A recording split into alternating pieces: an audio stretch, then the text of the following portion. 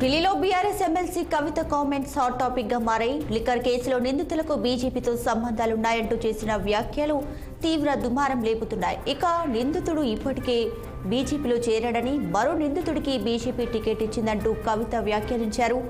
మూడో నిందితుడు బాండ్ల రూపంలో బీజేపీకి 50 కోట్ల రూపాయలు ఇచ్చారంటూ సంచలన వ్యాఖ్యలు చేశారు.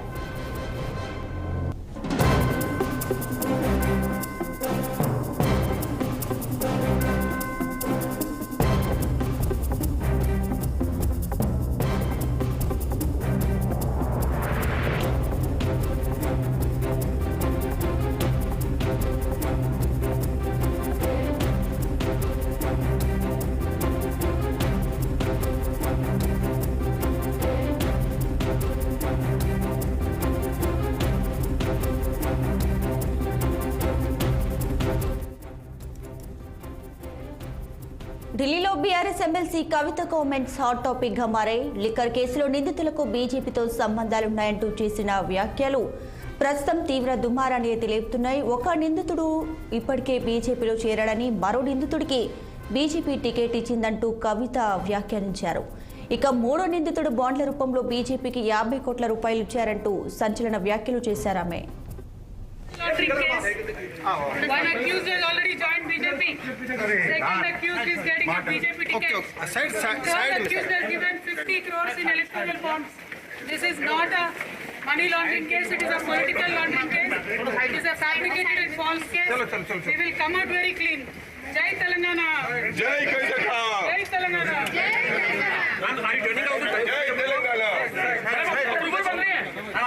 No. They are fighting it out. It is an illegal case. జై తెలంగాణ అడిగిన ముఖ్యంగా బయటకు వస్తాను. నేను టెంపరీగా జైల్లో పెట్టచ్చు, కానీ ఇవ్వలేదు. This is not a money laundering case, it is a political laundering case. One accused has already joined BJP. Second accused is getting a BJP ticket. Third accused has given 50 crores in electoral bonds. This is not a money laundering case. It is a political laundering case. It is a fabricated and false case. We will come out very clean. Jai Telangana. Jai Karnataka. Jai Telangana. Jai Telangana. No. They are fighting it out. It is an illegal case. Jai Telangana.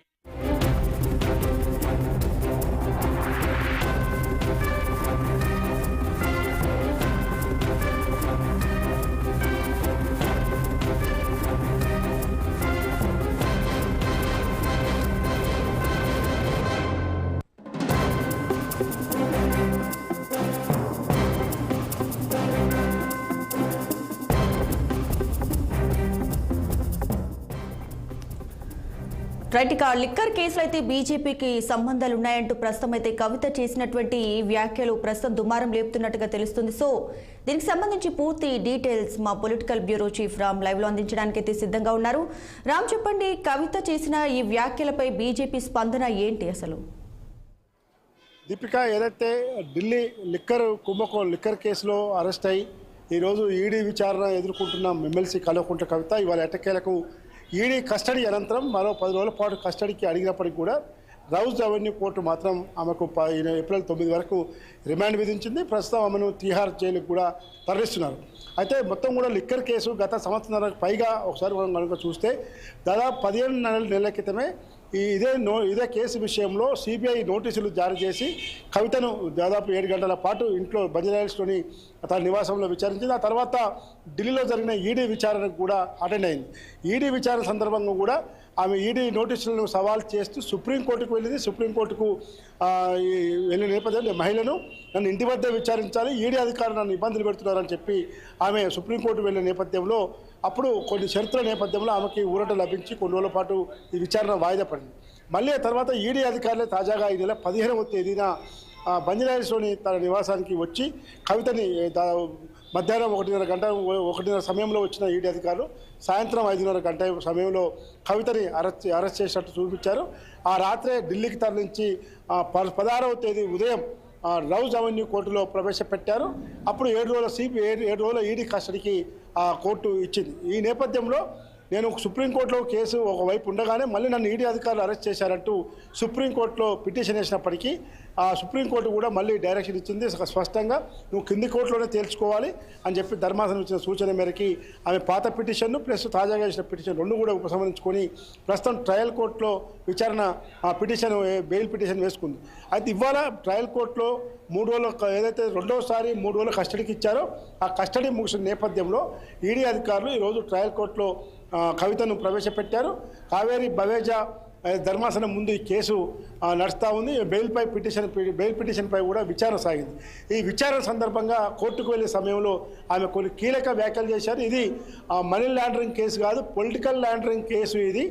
ఈ కేసులో సంబంధించిన వాళ్ళు ఇప్పటికే ఇదంతా కూడా BJP కేంద్రంలో ఉన్న BRS party పట్ల రాజకీయ కుట్ర చేస్తుంది.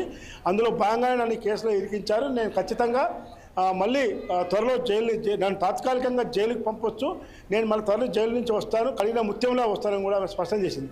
దాంతోపాటు ఒక 3 వ్యక్తులను పరోక్షంగా ఆమె సంబోధించింది. ఒక వ్యక్తి ఇప్పటికే ఎన్డీఏ కూటమిలో చేరాడు, మరో వ్యక్తి ఎన్డీఏ కూటమి నుంచి పోటీ చేస్తున్నారు, మరో వ్యక్తి 50 కోట్ల రూపాయలు ముడుపులు ఇచ్చారు బీజేపీకి అని చెప్పింది. అయితే మనం ఇప్పుడు ఇక్కడ విశ్లేషించిన ప్రకారం చూస్తే ఈ కేసులో ఇప్పటికే ఉన్న అప్రూవర్గా మారి నిందితులుగా ఉన్న మాగుంట రాఘవ వాళ్ళ తండ్రి మాగుంట శ్రీనివాసరెడ్డి, అదేవిధంగా అరవిందో ఫార్మా డైరెక్టర్ శరత్ చంద్రారెడ్డి, తర్వాత అరుణ్ పిల్లై, ఈ 3 పేర్లు కూడా ఆమె పరోక్షంగా అక్కడ కోర్టుకు వెళ్లే ముందు ఆమె మీడియా ముందు ప్రస్తావించింది.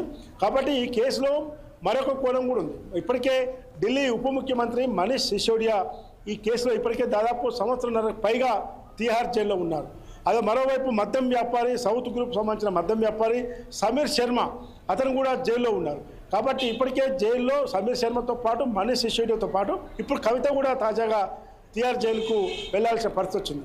మరోవైపు ఢిల్లీ ముఖ్యమంత్రి కేజ్రీవాల్ కూడా ఈ మద్యం కుంభకోణం విషయంలోనే గత 7-8 సార్లు ఈడీ అధికారులు సమాన్లు ఇచ్చినప్పటికీ హాజరు కాకపోవడంతో ఈడీ అధికారులు కోర్టుకు వెళ్ళి ఆయన హాజరు కావడం కోసం పర్మిషన్ తెచ్చుకున్న తరిమిలా కోర్టు ఇచ్చిన వెంటనే ఈడీ అధికారులు ఢిల్లీలోని ముఖ్యమంత్రి నివాసానికి వెళ్ళి అతను విచారించి ఆ రోజు రాత్రే అతను ఈడీ అధికారులు అరెస్ట్ చేశారు.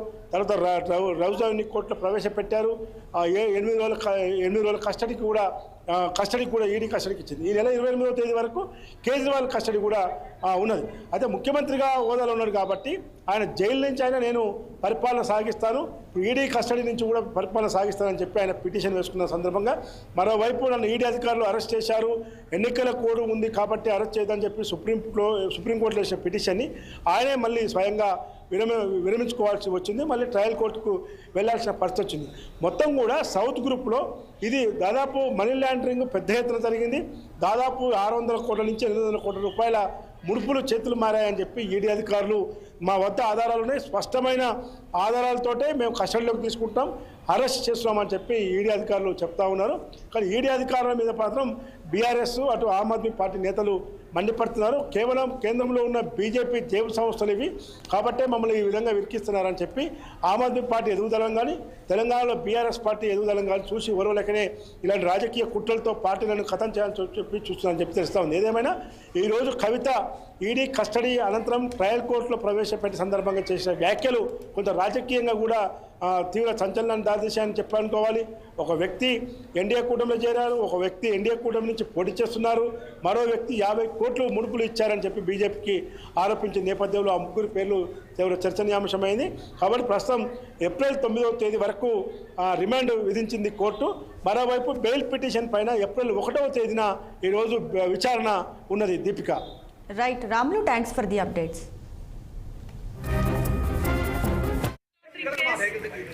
One accused has already joined BJP. Second accused is getting a BJP ticket. Third accused has given 50 crores in electoral bonds. This is not a money laundering case, it is a political laundering case. It is a fabricated and false case. We will come out very clean.